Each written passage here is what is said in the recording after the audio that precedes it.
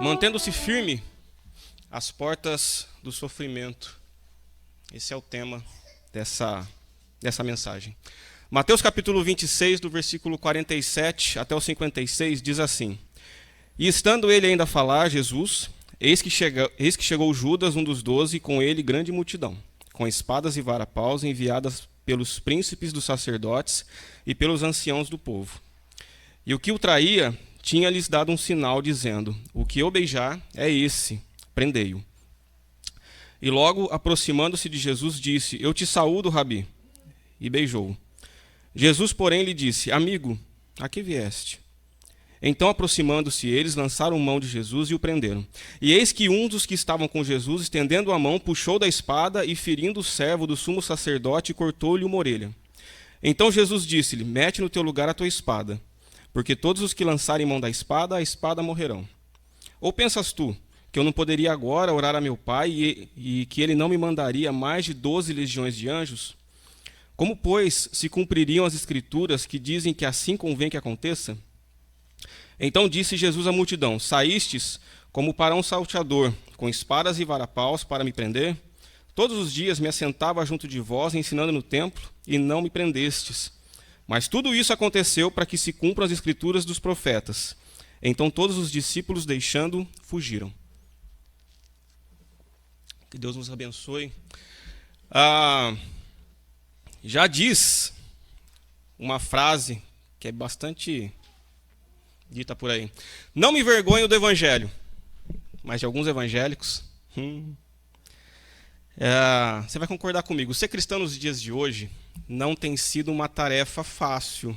Está sendo bem complicado ser cristão nos dias de hoje. Se por um lado a palavra de Deus tem gerado incômodo em alguns grupos da sociedade, por outro, pessoas que se dizem cristãs, infelizmente, estão deturpando a imagem da igreja perante a própria sociedade. A igreja tem virado motivo de piada, em muitos casos. E a imagem que algumas igrejas transmitem para o mundo é que o que acontece aqui é um show, é um espetáculo, e não a comunhão dos santos. Pessoas que estão dentro das igrejas se tornam motivo de escândalo perante a sociedade, maculando a imagem da igreja de Jesus Cristo. Eu tenho lido algumas reportagens de alguns cristãos, pessoas que se dizem cristãs, não vamos falar cristão, que assusta. As atitudes que essas pessoas têm tido, elas assustam, não deixa diferença, não vê diferença na atitude dela para uma pessoa que não é salva. E fora a questão do ódio contra a igreja, que também tem sido um ódio, pela igreja, tem sido fomentado. De certa forma é até lógico. Pessoas odiarem a igreja é uma coisa até lógica. Como a gente transmite a palavra de Deus, e a palavra de Deus, uma das coisas que ela faz é escancarar o pecado. Então, se a gente escancar o pecado das pessoas que estão lá fora, é lógico que elas não vão gostar da gente. Então, esses grupos, eles querem difundir ideologias pecaminosas, ideologias diabólicas. Então, essas pessoas elas vão se virar contra a igreja de Cristo, em tentativas de criar estratégias para conter o avanço do evangelho. Então, a igreja tem sido pressionada, por um lado, por ideologias liberais, ideologias seculares, transformando o evangelho em autoajuda, pastor em guru, adoração em show. Ou a gente tem outro extremo, que é um negócio chamado fanatismo religioso, que mata ou incita o ódio em nome de Deus. Então a igreja verdadeira, a igreja de Cristo, ela está no meio, sendo pressionada dos dois lados. Por um lado, esse liberalismo, essa coisa solta, faz o que você quer, que nada é pecado. Do outro lado, são aquelas pessoas que matam ou que estão incitando o ódio em nome de Deus. Tem gente que faz isso aqui no Brasil, Juninho? Tem. Esses dias li uma reportagem que 2 pastores brigaram por diferenças teológicas. Um pastor matou o outro. Tudo isso que eu penso, ele é o início do sofrimento da igreja. Ele não é o sofrimento propriamente dito ainda, mas é o início de um sofrimento ou de uma fase que a igreja do nosso país ela está às portas de passar. Então, pensando nisso, vem a pergunta: as portas do sofrimento, como a gente se mantém firme?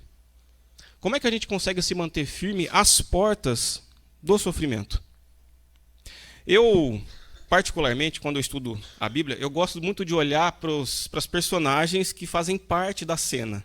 Eu gosto muito de aprender com as personagens que estão ali compondo aquela cena. E nessa cena aqui, ela traz algumas pessoas que me mostram grupos que existem nos dias de hoje. E é com essas pessoas e com esses grupos que eu quero rapidamente compartilhar com vocês aqui um pouquinho do Evangelho e que Deus realmente firme no seu coração a vontade de se manter firme. O primeiro grupo, que é o grupo mais óbvio, é aquele grupo que vai prender Jesus Cristo. Esse grupo que vai prender Jesus Cristo, a gente entende que é o grupo que é contra o Evangelho. Tá? Jesus, ele é preso pelos guardas do templo a mando da cúpula religiosa de Jerusalém. Todo um plano foi criado para que Jesus pudesse ser preso e condenado. Só que o plano ele tinha de ser preciso, rápido e longe das vistas do grande público. Jesus tinha uma certa fama nessa altura da história. Nesse caso, uma coisa ressalta nas pessoas que vão para prender Jesus. Qual é essa coisa? O que ressalta nessas pessoas que odeiam o Evangelho? O que ressalta é que as palavras de Jesus incomodavam. As palavras que incomodam. Jesus foi preso, pois sua mensagem gerou tamanho incômodo em determinados grupos de sua época que a solução encontrada por eles foi de cortar o mal pela raiz. Imagina o Sinédrio se reunindo e aquela discussão toda, Jesus está falando mal da gente, Jesus está falando isso, Jesus está falando aquilo, o que a gente vai fazer? Alguém levanta e fala assim, vamos matar Jesus. Nem que para isso fosse usado um julgamento injusto na calada da noite, enquanto a cidade toda estava dormindo. Alguns teólogos, alguns estudiosos dizem que Jesus foi preso, essa cena da prisão, ela acontece mais ou menos às 11 horas da noite. Então você pensa, né, a última ceia, eles vão para o jardim, aquele tempo de oração de Jesus, a prisão, 11 horas da noite. E todo o resto, e todo o restante da cena, ela vai acontecer durante a madrugada. A cidade está dormindo. Está aquele silêncio. O acontecimento dessa cena se dá durante a noite enquanto todos dormem. Quando amanhece, imagina, e a cidade acorda, Jesus já está preso, julgado, condenado e praticamente a caminho da crucificação.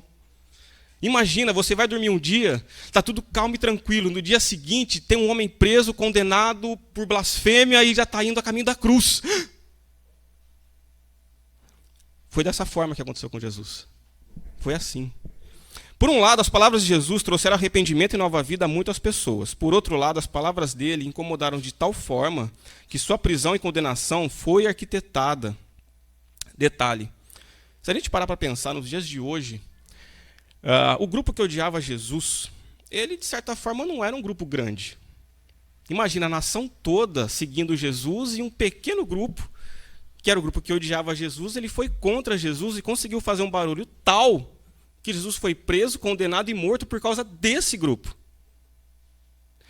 Nos dias de hoje, penso eu também que os grupos que estão incomodando a igreja, ou que estão odiando a igreja, eles não são grupos grandes.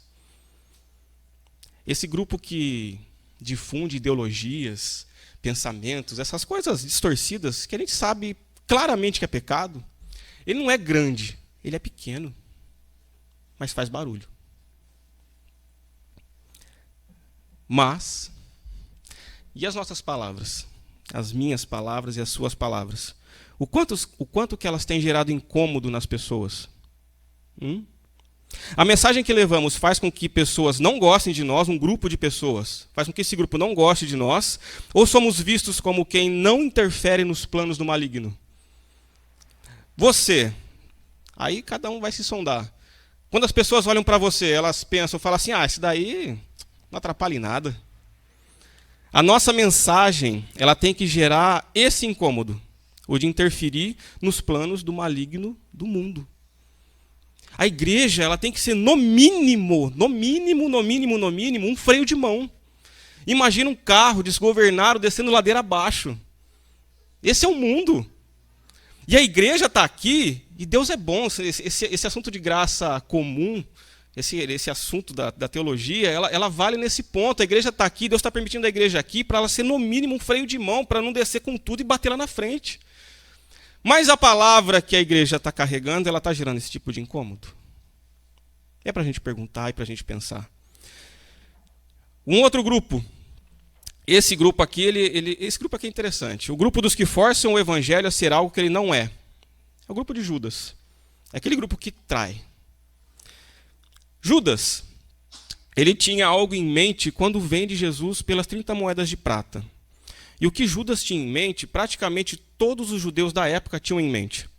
Ele acreditava que fazendo isso, forçaria Cristo a se declarar um Messias e assim traria a tão esperada libertação de Israel do domínio de Roma. Então Judas, uma das coisas que ele tinha na cabeça, quando ele tem essa ação da traição de Jesus, ele tem na cabeça o seguinte: eu vou levar todo o pessoal lá, e aí quando Jesus for ser preso, eu tenho certeza que ele vai falar assim: gente, para tudo, eu sou o Messias. Era isso que Judas tinha na cabeça. E aí, ele tinha na cabeça que Jesus traria a libertação de Israel do domínio de Roma, e aí todo mundo saberia que Judas era discípulo de Jesus, e aí ele teria status, fama, poder e glória. Esse é Judas. Mas, se a gente parar para pensar, Jesus, ele já era um rosto bem conhecido. Nessa altura da história, Jesus, ele era extremamente conhecido pela sociedade. Todo mundo sabia quem era Jesus. Mesmo Jesus sendo um rosto comum na sociedade, todo mundo sabia quem era, apontava que ele ali é Jesus. E como ele mesmo diz no verso 55 desse texto aqui, ele estava todos os dias no templo ensinando. E ninguém prendeu ele. Então, se todo mundo conhecia Jesus, por que o beijo? Em Mateus, no Evangelho de Mateus, o original dessa palavra beijo, que está no versículo 49 aqui, ele traz um sentido, não se assuste, mas essa palavra beijo do original aqui, ela traz um sentido de afeição, devoção, amor e carinho. A palavra beijo que Mateus escreve aqui no original do grego, ele traz esse sentido: amor, devoção, afeição e carinho. Parece que Judas queria mostrar para todo mundo que estava ali que ele era realmente discípulo de Jesus. E o que ele fez também foi à vista de todo mundo. Ele falou para todo mundo: gente, aquele que eu beijar, esse é Jesus, vocês vão prender ele. Aquele que eu beijar, entendeu? O que eu beijar é o Cristo. Tá? É o que se declara Cristo, tá bom? Então todo mundo vê Judas fazer isso. Porém, o Cristo que ele tinha na mente foi isso que eu já comentei. Ele era um Cristo distorcido. É um Cristo que não é o Cristo que a palavra de Deus ressalta. É aquele Cristo que traria libertação, poder militar, poder econômico. Não é isso. O que Judas tinha na cabeça não é o Jesus daqui. Só que não dá para imaginar quando Judas dá um passo atrás e ele vê o rosto de Jesus dizendo: amigo, a que vieste? Novamente no original, né, quando Mateus escreveu aqui, essa pergunta que Jesus faz, ela é mais ou menos assim: quem é você? Essa resposta de Jesus é uma resposta como que para um desconhecido. Quando Jesus ele reage para Judas frente a esse beijo que ele dá, é como se Jesus falasse assim: quem é você? Independente da intenção de Judas, ele foi o traidor. Talvez Judas ele não se percebeu agindo com intento de traição, mas ele traiu.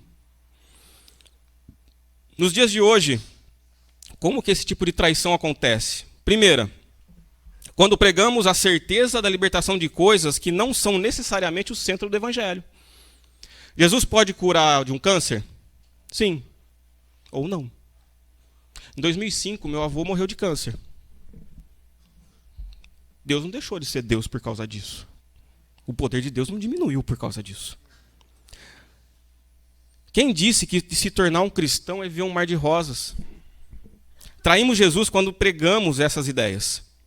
Outro, quando comercializamos ou colocamos preço na pessoa de Jesus Cristo, basicamente se diz, vocês estão dispostos a pagar quanto para ter seu espaço no céu?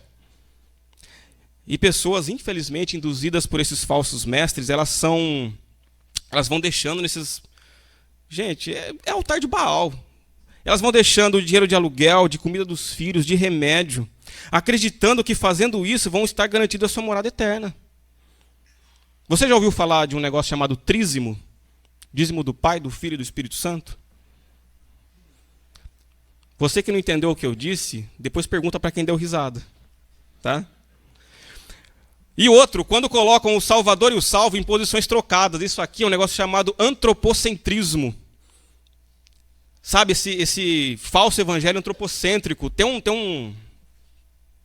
Não é pastor, tem um cara aí que está falando assim que você é o centro do universo de Deus. Não, você não é. Tá? O mundo não gira em torno do nosso umbigo e Deus não está desesperado pelo seu amor e a sua devoção, não. Deus ele continua sendo Deus, independente do que você faça. Tudo isso é feito com demonstrações de amor e devoção a Deus. Você percebe muito claramente nessas pessoas, né, quando elas vão orar, ó Senhor, e elas choram. E elas caem de joelho à frente de todo mundo. Tem gente que começa a imitar bicho, tem uns negócios meio estranhos que está acontecendo aí. Mas é um amor e uma devoção falsa. São formas pirotécnicas de dizer que são servos do Altíssimo, mas no íntimo são traidores da palavra de Deus. Outro grupo.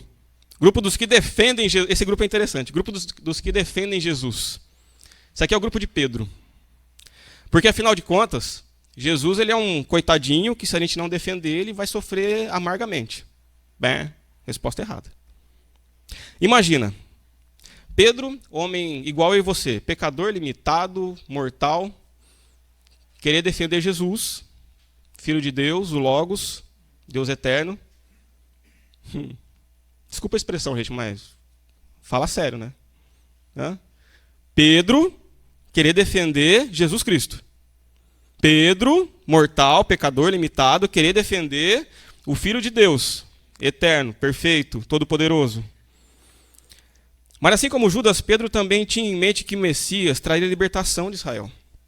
Quando Pedro ataca o servo do sumo sacerdote, Jesus impede Pedro de continuar. Esse grupo é interessante, ele faz coisas parecidas nos dias de hoje. Tem um grupo aí que faz coisas parecidas. Quando eles veem Jesus ser atacado, por exemplo, em rede social, coça o dedo para pegar o teclado do seu computador e sair colocando um monte de teologia, desesperado ali, porque você está errado, porque você vai para o inferno, que não sei o quê, não toca no ungido, né, essas expressões de louco aí. E a pessoa vai dando resposta e arrumando briga contra tudo e contra todos para tentar defender seu Salvador. Para quê? Eu sei também que dá tristeza, porque eu também vejo muita coisa na internet, nas redes sociais, que me deixa completamente triste. Mas o que a gente precisa pensar, parar e pensar, é o quanto que vale a pena a retaliação a esses grupos. Qual foi a resposta de Jesus ao ataque de Pedro? Jesus interrompe e fala assim, Pedro, não é desse jeito, não é por aí, calma, pera. E aí Jesus vai além, lá em Lucas vai falar que Jesus vai e cura o servo. A mesma pessoa que foi prender Jesus é a pessoa que Jesus vai lá e cura. Imagina a cara de Pedro quando Jesus faz isso. Imagina a vergonha que ele não ficou lá na frente de todo mundo. Nos dias de hoje, Deus permite que pessoas caiam no lamaçal da sua própria vergonha. E tem um monte de gente que se diz crente aí, que você vai olhar nas reportagens, na internet, as coisas, você vê a pessoa caindo na vergonha. Por estarem reagindo de forma a querer defender o Deus do universo. Existem discussões que elas não trazem nenhum tipo de edificação. E são postas por pessoas que realmente querem somente causar briga e contenda. Cabe a nós perceber a intenção dos que levantam a briga e não nos deixar levar pelos argumentos deles, de verdade. Discussão de rede social não leva a nada. Eu acompanho assim, algumas discussões nas redes sociais ali, só como espectador. Aí eu vejo que não leva a lugar nenhum. Sabe aquele cachorro que corre atrás do carro? O cachorro está correndo atrás do carro, o carro está andando, o cachorro correndo atrás, quando o carro para, o cachorro olha e vai embora. Ao querer entrar numa briga, qualquer tipo de briga, tá, gente? Vamos nos lembrar do que é falado pelo profeta a respeito de Jesus. Que ele é o maravilhoso conselheiro, Deus forte, Pai da eternidade e o príncipe da paz. Nós somos servos do príncipe da paz. Paz, sabe? O mesmo que diz assim, ó, bem-aventurados os pacificadores, ou aqueles que promovem a paz. Lembre-se disso. Quando você tiver aquela vontade de pegar o seu teclado de computador, né, o seu notebook, seu celular, seu tablet, e for atacar a pessoa, calma. Pensa um pouco, toma um suco de maracujá. Talvez Deus tenha criado o maracujá com essa, né, para isso. Calma. Vale a pena retaliar? Vale a pena brigar com as pessoas? Qual a imagem que a gente está passando quando a gente entra numa briga? Tem um outro grupo também. O grupo dos que fogem. Se Jesus ele não é ou não faz aquilo que eu quero, eu largo tudo e vou embora. Porque afinal de contas eu cheguei na igreja doente, se Deus não me curar, ele não é Deus, eu vou embora, eu largo tudo. Chateado, chorando ainda por cima. E falando mal ainda. Da igreja, do pastor, de Jesus, de um monte de coisa. Se a pressão do mundo cai e percebo que aparentemente Deus não age com poder, eu deixo tudo e vou embora. Esse é o grupo do que foge. Esse grupo, ele não entende que o sofrimento faz parte do propósito de Deus para o nosso crescimento. E também para nos fazer mais parecidos com Jesus Cristo. Pessoas que não entendem que o sofrimento é uma ferramenta de Deus para o nosso crescimento, eles tendem a abandonar tudo em determinada altura do evangelho. Da sua caminhada cristã, ela vai e larga tudo. Funciona assim. Se a gente quer crescer diante de Deus, então o sofrimento ele vai ser uma das ferramentas que Deus vai usar para que esse crescimento aconteça. Então, se você está passando por algum tipo de sofrimento, seja família, relacionamento, finanças, trabalho, faculdade, escola, pensa novamente. Será que tudo isso não é Deus trabalhando no seu caráter e no meu caráter?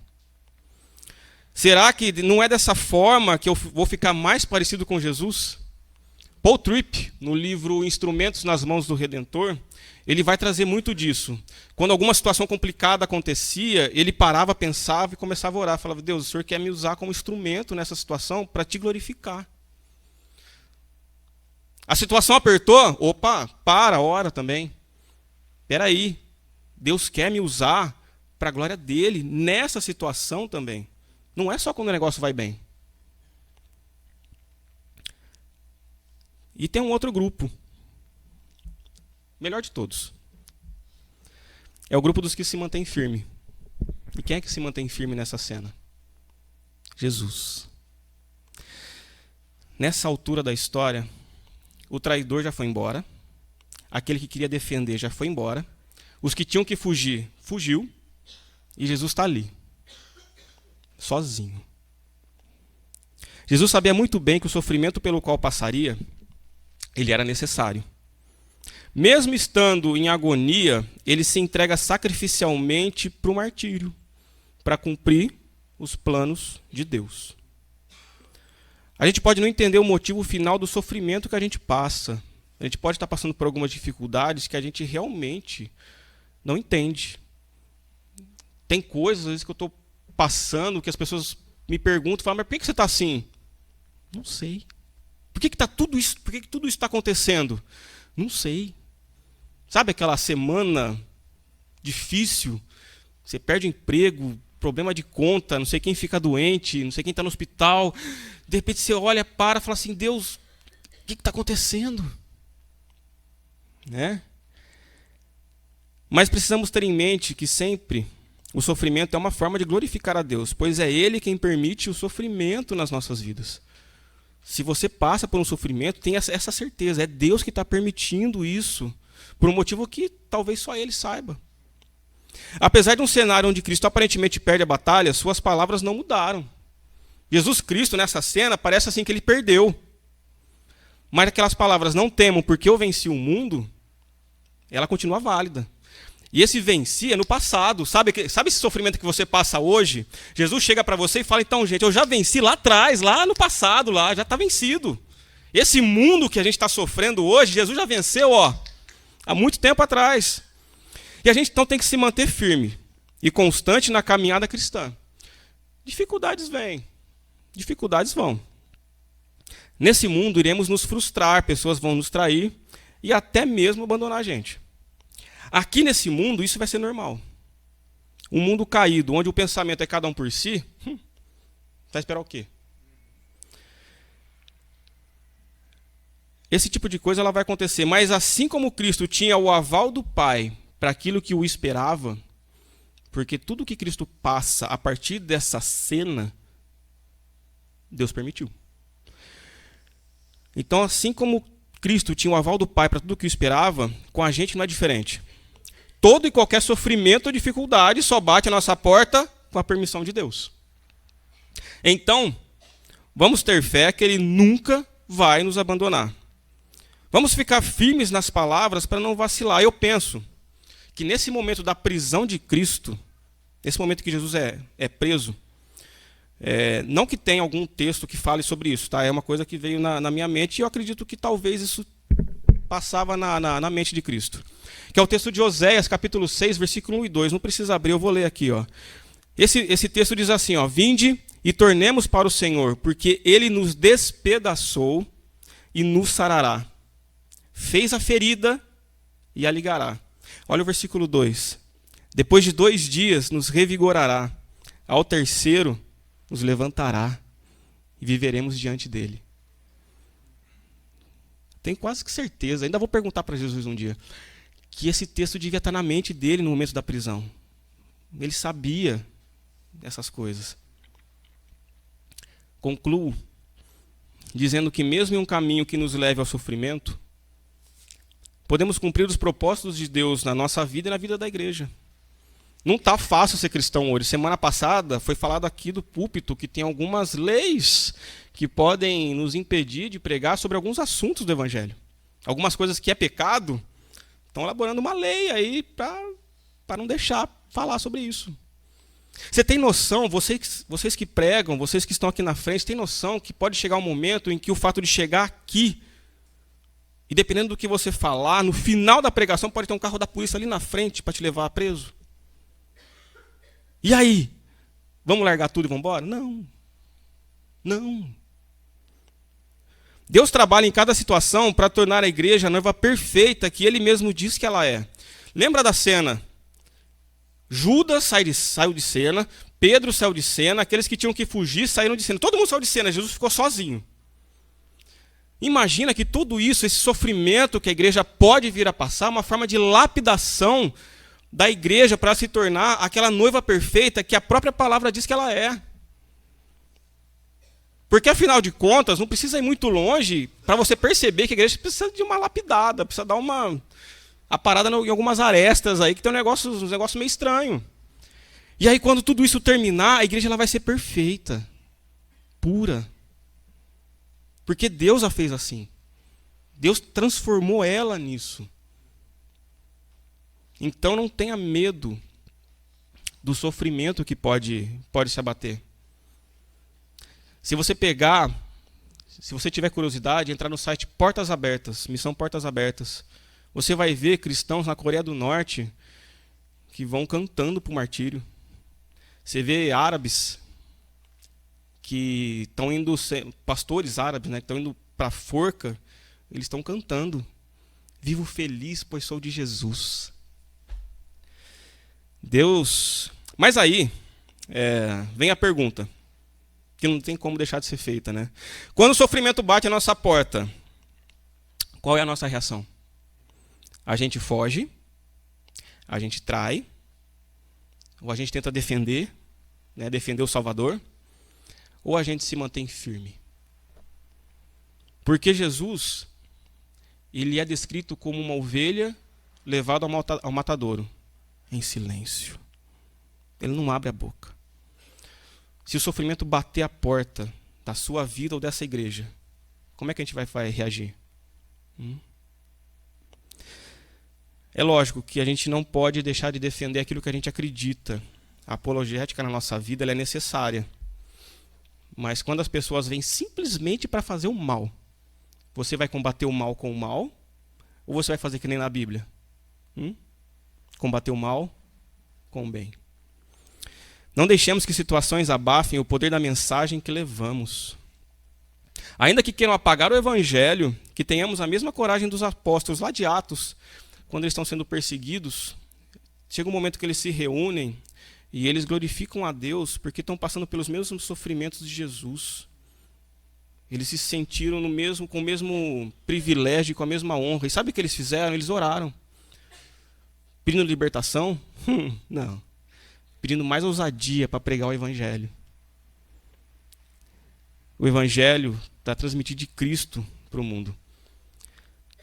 Que a gente tenha também, que a gente queira pedir mais ousadia para ser um cristão melhor no dia a dia. No trabalho, na escola, em casa. Se o sofrimento bater a porta, saiba que faça parte. Saiba que é uma permissão de Deus para que você o glorifique dessa forma e para que você se torne mais parecido com Jesus.